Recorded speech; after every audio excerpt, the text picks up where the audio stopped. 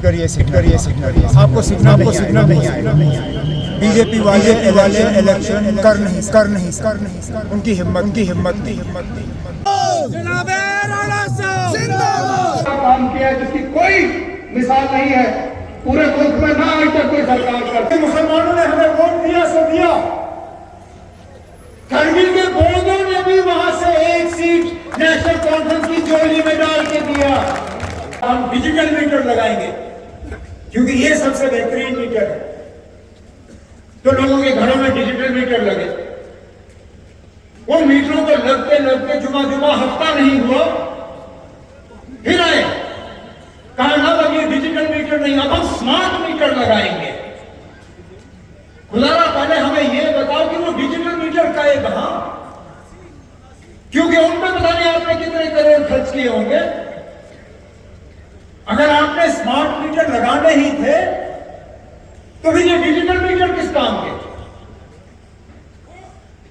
पानी है नहीं कहीं पे, लेकिन पानी का टैक्स लगता है। सड़क है नहीं कहीं पे, लेकिन रोड टैक्स, ये टैक्स, वो टैक्स।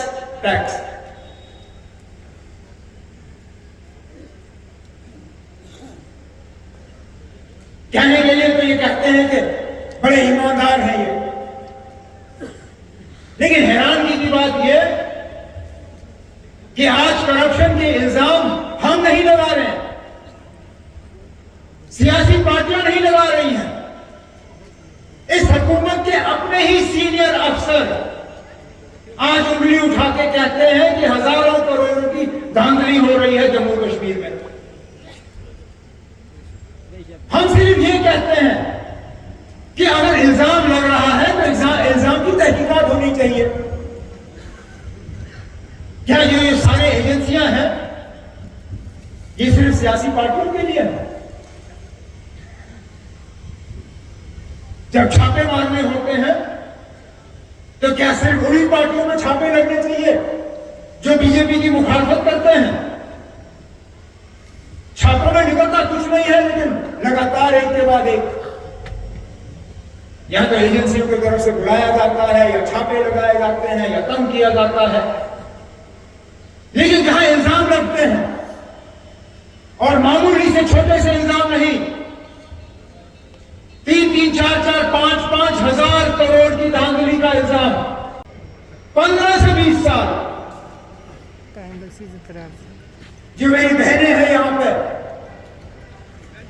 जो उम्मीद लगाई बैठी थी कि बस अब हम असेंबली का इलेक्शन लड़ेंगे,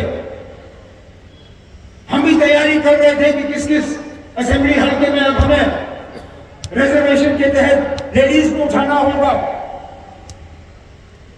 जब हमने बिल देखा उसमें पाया कि अगर ये पहाड़ियों को उनका हक मिलना चाहिए, लेकिन हमने उसके साथ साथ ये भी कहा कि पहाड़ियों को उनका हक मिलने के लिए गुजरों का जो हक है वो छीना नहीं जाना चाहिए। जो गुजर की थाली में है वो मौजूद रहना चाहिए, लेकिन हमारे पहाड़ी भाइयों की थाली जो है वो खाली नहीं रहनी चाहिए। इन लोगों ने लाया, यहां से कुछ पहाड़ी लीडरों को दिल्ली लिया, कहा बस अब 2 दिन में हम आपको रिजर्वेशन दे रहे हैं। उन लोगों ने ये तक कहा कि बस अब आप 3रे दिन रिजर्वेशन कर दो, 4थे दिन हम बीजेपी में शामिल हो जाएंगे। वो दिन और ये दिन बिल लाया, और वो बिल लाया, हमारे मेंबर पार्लियामेंट में पूछते गए ना आपका वो बिल गया कहां? अभी पिछले दिनों खसूसी सेशन बुलाया पार्लियामेंट का, हमारी उम्मीदें फिर जा रही। हमने सोचा जरूर इसमें अब यहां के लिए भी कुछ होगा, लेकिन लोगों के फायदे के काम नहीं दिए आपने।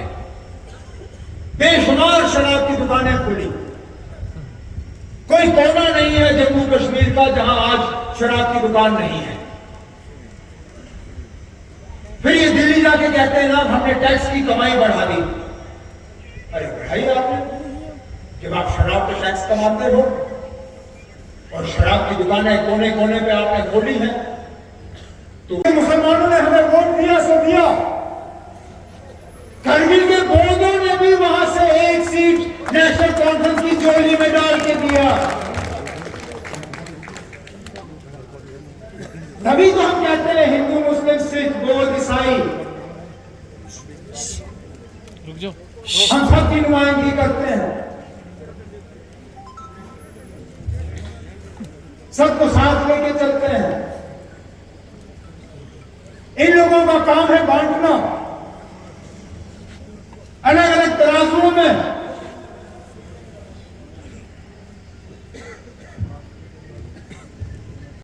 ये बीच में कोई टांग नहीं अड़ाएगा।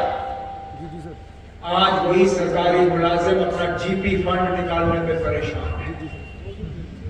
जो जीपी फंड सरकारी मुलाजिम का हक होता है, जो कतरा कतरा वो अपने जीपी फंड में पैसा जमा करता है उस उम्मीद के साथ कि कभी मुझे ये पैसा जरूरी पड़ेगा, बेटे बेटी की शादी के लिए, इलाज के लिए, पढ़ाई के लिए, किसी न किसी चीज के लिए। आज जब वो मुलाजिम जाता है और कहता है मुझे जीपी फंड में से पैसा निकालना है, हुकूमत कहती है आप पैसा निकाल नहीं सकते। यहां G20 के नाम पे बड़े शोशे मचे, ठेकेदारों से काम लिया गया। शायद ही कोई ठेकेदार है जो आज दर की ठोकरें नहीं खा रहा है अपना पैसा हासिल करने के लिए, चाहे कश्मीर में चाहे सूबे जम्मू में।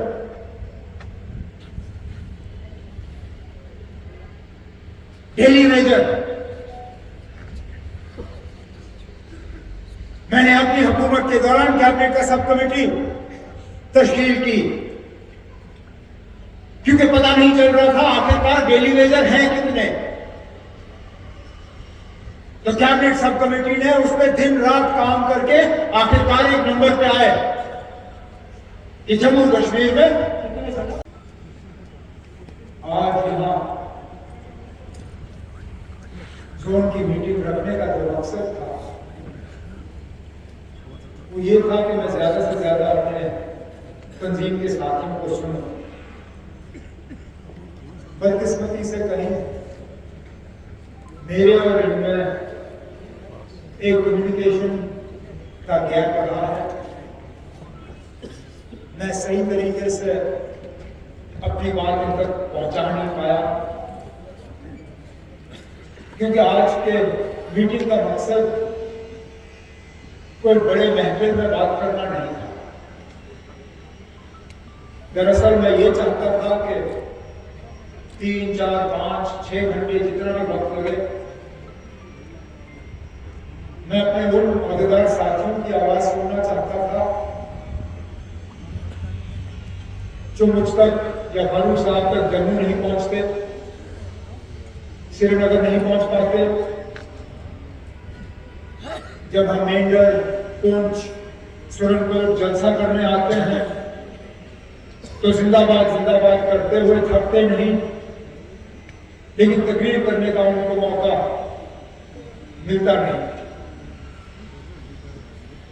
चलिए आज बड़े महफिल में बात हो रही है, शायद थोड़ी देर के बाद मुझे दोबारा वापस आना होगा ताकि मैं बंद कमरे में बैठ के उन साथियों से बात सुनूं जिनको अक्सर बेचकर बात करने का मौका मिलता नहीं है। क्योंकि तंजीम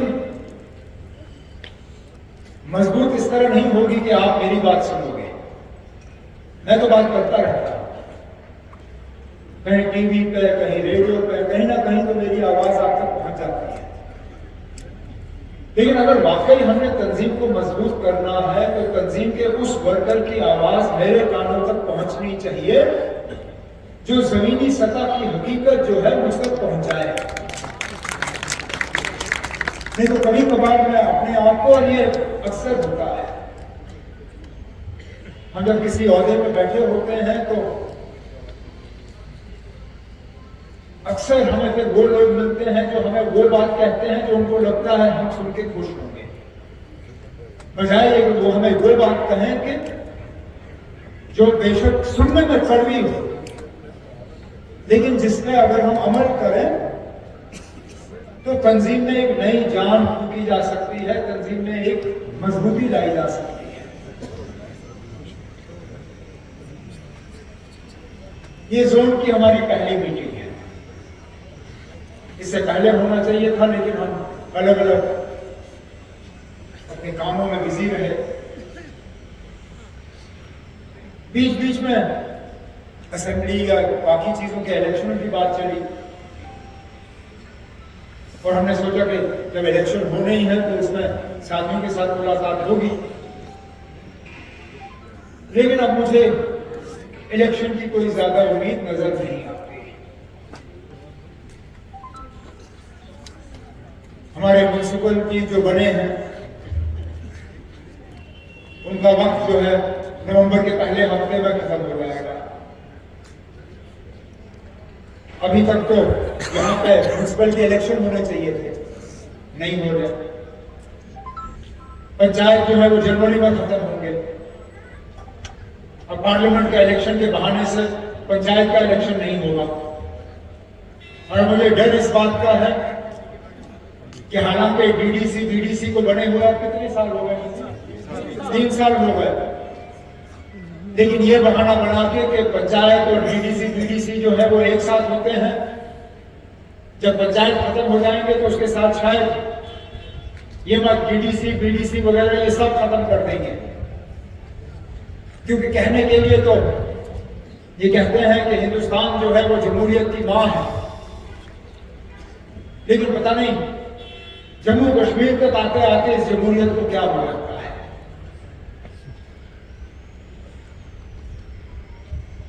पिछली बार असेंबली इलेक्शन जम्मू कश्मीर के 2014 में हुए,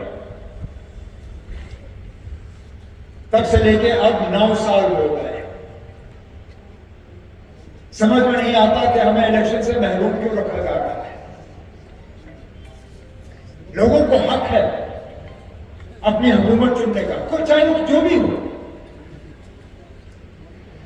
चाहे निशान जो भी हो, तंजीम जो भी हो, तंजीम का लीडर जो भी हो, लेकिन वो लोगों का बुनियादी हक है अपनी हुकूमत का फैसला करना। अगर ये हक आप राजस्थान में दे सकते हो, अगर ये हक आप छत्तीसगढ़ में दे सकते हो, अगर ये हक आप मध्य प्रदेश में दे सकते हो, तेलंगाना में दे सकते हो, मिजोरम में दे सकते हो, तो ये जमहूरियत की गाड़ी आगे बढ़ते बढ़ते जम्मू कश्मीर तक रुक क्यों जाता? क्योंकि हमारे हुक्मरान जो है उनके यहाँ के लोगों के दर्द से कोई लेना देना नहीं। तो मुझे समझाइए ना, क्या बहाना है उनके पास इस सड़क के हाल का? कितने साल हो गए कहते हुए ना हम यहां सड़क का जो है उसको चौड़ा कर रहे हैं। मैं हैरान हुआ, मुझे उतना ही वक्त श्रीनगर से शुपियां तक लगा जितना वक्त मुझे बखलियाल से सुरनकोट तक लगा।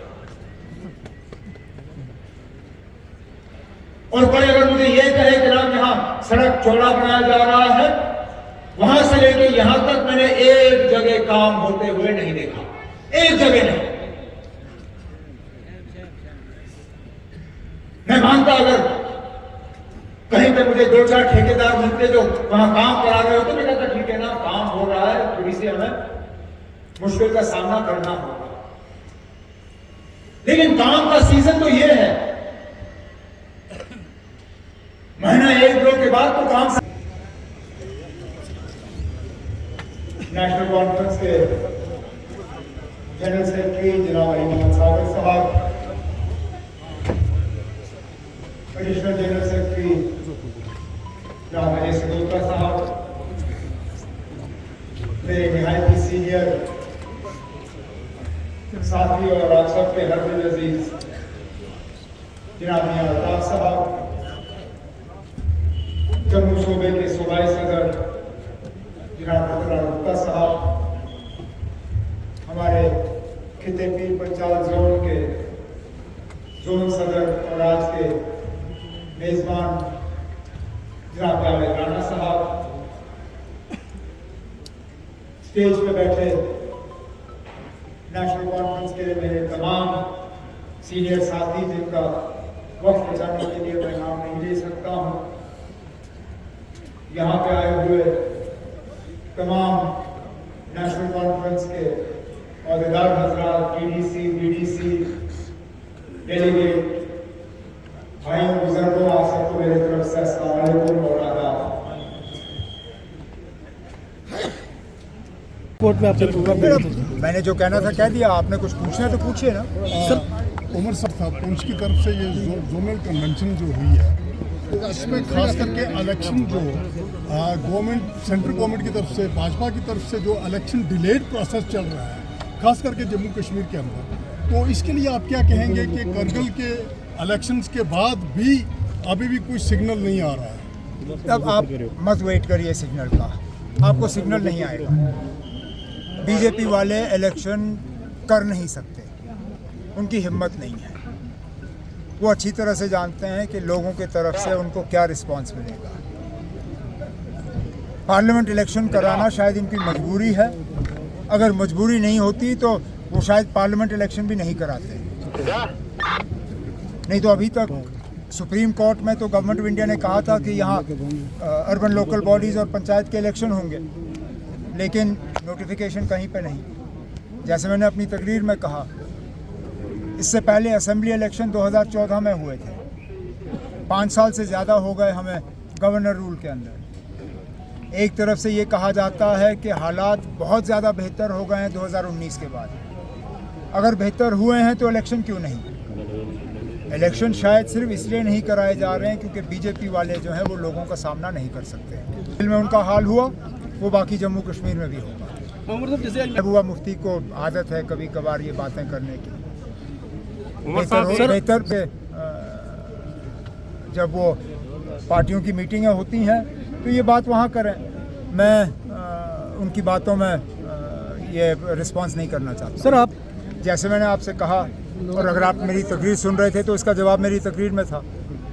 आपने शायद सुना नहीं। सुना ना, मैंने क्या कहा कि परमानेंट करने से पहले ये तय करना ज़रूरी था कि हैं कितने, क्योंकि यहाँ बहुत से नंबर चल रहे थे। कोई लाख कह रहा था, कोई 1.5 लाख कह रहा था, कोई 2 लाख कह रहा था, बिना ये जाने हुए कि हमको कितने रेगुलराइज करने हैं। हम क्या रेगुलराइज करते? तो पहले सब कैबिनेट की सब कमेटी बैठी, उन्होंने नंबर तय किया। जब नंबर तय हुआ फिर रेगुलराइजेशन का प्रोसेस शुरू हुआ। लेकिन हमारी बदकिस्मती कि पहले सैलाब आया और उसके बाद वक्त ख़त्म हुआ। अगर हुकूमत दोबारा आई होती, आज वो तमाम डेली वेजर जो है वो रेगुलराइज हुए होते। चलिए, फलस्तीन इन लोगों को किसने रोका? मुझे तो अब हुकूमत छोड़े हुए 9 साल हो गए। इन 9 सालों में इनसे क्यों नहीं हुआ? उमर साहब चले बस चुप। जनाब उमर अब्दुल्ला साहब, जनाब अली मोहम्मद सागर साहब, जनाब सलोत्रा साहब, जनाब गुप्ता साहब, जनाब जावेद राना साहब, जनाब आजाद जान साहब, यहाँ पर आए हुए सारे मेरे बुजुर्गों, भाइयों, बहनों को मेरी तरफ से अस्सलाम वालेकुम, सत श्री अकाल, आदाब। मैं आपकी तरफ से, उमर साहब की तरफ से, पार्टी की तरफ से आपका मशकूर हूँ। आप यहाँ पर उमर साहब को सुनने के लिए, मिलने के लिए आए और एक जोश और जज्बे के तहत आए। उमर साहब ने भी देखा होगा कि इन सड़कों पे चल के आना बड़ी बात है। ये जो रजौरी पुंछ की सड़कें हैं, जिन पे हम, आपने भी आज सुबह सुरकोट से अभ्यास से देखा होगा, तो यही हाल है इस पूरे पंजाब का कि जहाँ भी चलो तो 20 किलोमीटर से ज़्यादा स्पीड नहीं चल सकती, और जिस गाड़ी में चलो उस गाड़ी का भी कुछ नहीं करता। कन्वेंशन यहाँ पे रखी है। मैं सबसे पहले अपनी तरफ से और पुंछ के लोगों की तरफ से जनाब उमर अब्दुल्ला साहब को मुबारकबाद देता हूँ कि उन्होंने जम्मू में जो ये, और उम्मीद करता हूँ आई बहुत सी परेशानियां आई, लेकिन पुंछ के लोगों को मुबारकबाद दूंगा कि वो सरपंच का इलेक्शन हो, म्यूनसिपलिटी का इलेक्शन हो, या वो बीडीसी का इलेक्शन हो, या अपना डीडीसी का इलेक्शन हो, बीजेपी का एक भी शख्स यहां से जीत के नहीं जा सका। उसके लिए मैं पूछा, पानी के जो बिल और पानी की जो समस्या है आज लोगों की इतनी ज्यादा बढ़ चुकी है, और पेंशन जो हमारे लोग लेते थे, आज क्या होगा जो आप कहोगे। मैंने कहा एक काम आपकी एडमिनिस्ट्रेशन ने किया है, लेकिन बदकिस्मती ये है उस काम को आप जो है गवर्नर लेवल से आपको अनाउंस करना चाहिए था कि आपने इतना बड़ा काम किया है जिसकी कोई मिसाल नहीं है पूरे मुल्क में, ना आज तक कोई सरकार कर सकी। तो मुझे उन्होंने पेन लिया, फटाफट लिखने लगे, पूछने लगे ऐसा क्या काम है हमारे किया है। मैंने कहा आपने जम्मू कश्मीर के अंदर फोटोस्टेट की जो मशीनें चलाते हैं उनको आपने अच्छा काम दिया, सिर्फ वो फोटोस्टेट कर रहे हैं, कहा मौके पे। मैं उसको ढूंढ रहा हूँ, मैं उसको ढूंढ रहा हूँ, यही वो मुस्लिम की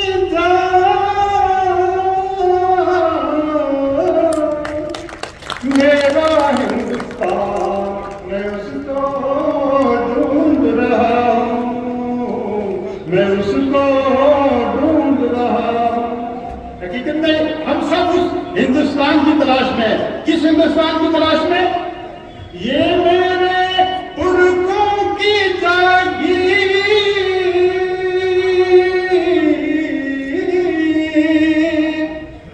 लाहौर, कराची और कश्मीर, वो शेर सी एक तस्वीर, मैं उसको ढूंढ रहा हूँ, मैं उसको ढूंढ रहा हूँ, मैं उसको ढूंढ रहा हूँ।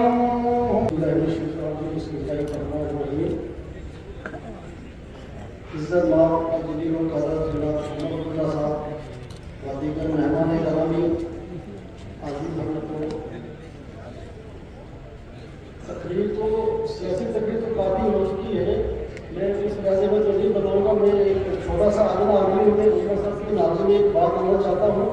जिन कश्मीर से मैं गुजर चुका हूँ, मैं ऐसे DDC ब्लॉक अभ्यास से हूँ। सर जब मैं इलेक्शन का DDC ब्लॉक अभ्यास से, तो मेरे नेशनल कॉन्फ्रेंस हमेशा ब्लॉक अभ्यास से 35,000 वोट पहुँचता है, जिसमें से 20 से 25,000 हमेशा नेशनल कॉन्फ्रेंस में पड़ता रहा 1947 से लेकर आज तक। तो इसमें क्या हुआ सर कि जो इलेक्शन हमारे शुरू हुए, मैं आम आदमी में ये बताना चाहता हूँ कि ये वक्त आने वाला है, इस पर गौर करनी है। हमारे नेशनल कॉन्फ्रेंस के 2 आदमी खड़े कर दिए, वो इतना इलेक्शन के दौर इतना पैसा चला जैसे पानी की तरह बहाया जाता है। दूसरी तरफ से मैं नेशनल कॉन्फ्रेंस का बंदा था, उन्होंने डिसाइड किया कि नहीं हम अपने जो नेशनल कॉन्फ्रेंस जिसकी पार्टी का झंडा है उसको जिताएंगे। तो लोगों ने जिताया। सर कहने का मकसद यही है कि जो आने वाला वक्त है, जैसे नेशनल कॉन्फ्रेंस के दौरे हुकूमत में हमारे ब्लॉक सदर सरदार महबूब अली प्रमुख वो भी रहे, हमारा ब्लॉक प्रेसिडेंट, हम उसके इलाके में रोड नहीं है। सूरकोट से पीर गली की तरफ जाते हुए जनाब देखेंगे हमारा पार्कमान एरिया है, सिर्फ भोग रोड के अलावा कनेक्टिविटी हमारे इलाके में कोई नहीं है। मेरे नाना जी 52 साल से नेशनल कॉन्फ्रेंस में, उनके इलाके में रोड नहीं है। तो इसी चीज को मैं कहते हुए मैं कहता हूँ तमाम आवाम को इस माइक पे कि सूरकोट कंस्टिट्यूंसी के लिए मैं ये कहना चाहता हूँ कि हम 2 बरादरी में बटे हुए लोग हैं, उस चीज को कैंसिल करना है। हमें एक या ज्यादा तौर पर नेशनल कॉन्फ्रेंस का एक आदमी उतारना है जो कि पूरी तहसील की डेवलपमेंट करे। और इंशाल्लाह ये उमर साहब हम भाव से कहते हैं कि हम नेशनल कॉन्फ्रेंस को बाहरी एक चीज में यहाँ से ताकि भेजेंगे।